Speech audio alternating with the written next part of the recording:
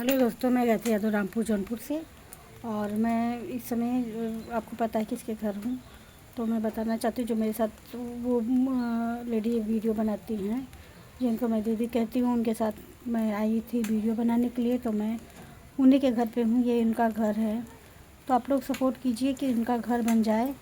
और मैं चाहती हूँ इनका घर बन जाए, क्योंकि बहुत मजबूरी है। मैं देखिए इनके घर का पूरा दिखा रही हूँ।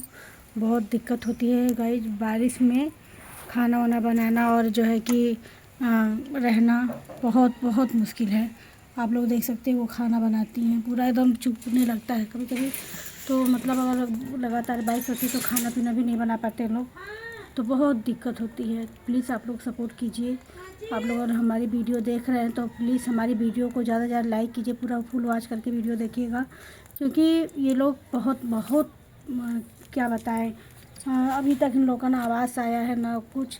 और अभी एक लड़की की शादी करनी है, 2 लड़कियों की हो गई है और डिलीवरी भी होने वाला है। तो मतलब बहुत सारी परेशानियां हैं।